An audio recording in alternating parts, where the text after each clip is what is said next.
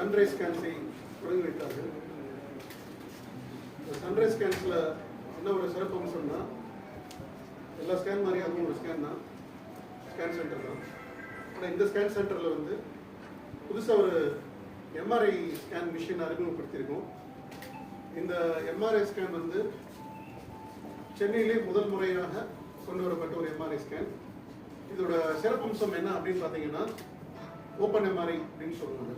பொதுவாக எம்ஆர்ஐ வந்து க்ளோஸ்டாக இருக்கும், ஒரு டனலுக்குள்ளே போய் தான் நம்ம ஸ்கேன் பண்ணுற மாதிரி இருக்கும்.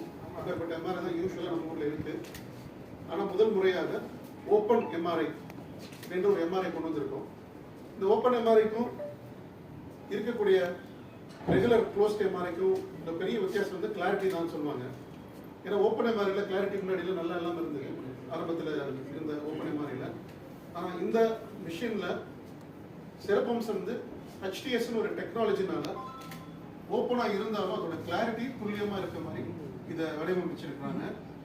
இந்த ஹெச்டிஎஸ்ன்றது டெக்னாலஜின்றது வந்து என்னன்னா, high temperature super conductive coil அப்படின்னு சொல்லுவாங்க. ஒரு ஸ்கேனுக்கு ஒரு புவியீர்ப்பு தன்மையில் தான் இந்த ஸ்கேன் நடந்தது எம்ஆர்ஐன்றது. அந்த புவியீர்ப்பு தன்மை வந்து பர்ஃபெக்டாக அந்த இமேஜை கொடுக்கணும்னா அதுக்கு காயில்ன்ற ஒரு கருவி தேவை.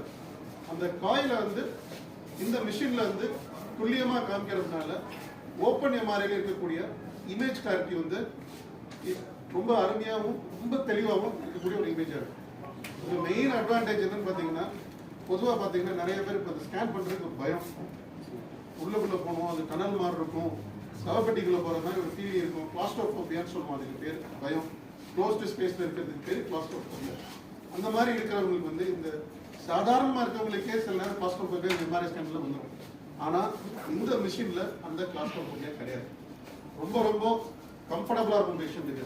இன்னொரு பெரிய விஷயம் பார்த்தீங்கன்னா, ஒரு எம்ஆர்ஐ இப்போ இருக்கக்கூடிய எம்ஆர்ஐகள் எப்படி இருக்கும்னா பயங்கரமாக சவுண்டு வரும், டக்கு டக்கு டக்குன்னு ஒரு சவுண்ட் வந்துகிட்டே இருக்கும்.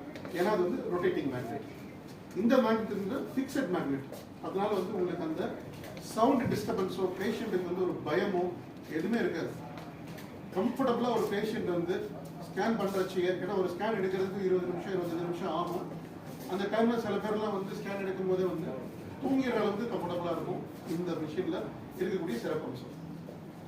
இதே மாதிரி பார்த்தீங்கன்னா, இப்போ குழந்தைங்கள்லாம் வந்து நீங்கள் ஸ்கேன் எடுக்கிறது ரொம்ப கஷ்டம்.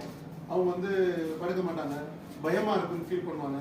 கூட வந்து அவங்க பேரண்ட்ஸோ அப்பா அம்மாவோ கூட குழந்தைங்க கூட இருக்க முடியாது அந்த ரெகுலர் ஸ்கேனில். ஆனால் இந்த ஸ்கேன் வந்து கூட உட்காந்துருக்கலாம், குழந்தை கையை பிடிச்சிக்கலாம், அந்த பயமே இருக்காது. ஏன்னா ஓப்பன் என்விரான்மெண்ட் இருக்கிறதுனால ரொம்ப ரொம்ப கம்ஃபர்டபுளாக இருப்பாங்க. அடுத்த பிரச்சனை பார்த்தீங்கன்னா வயசானவங்க. வயசானவங்களுக்கு பார்த்தீங்கன்னா அவங்க ஹார்ட் வீக்காக இருக்கும்,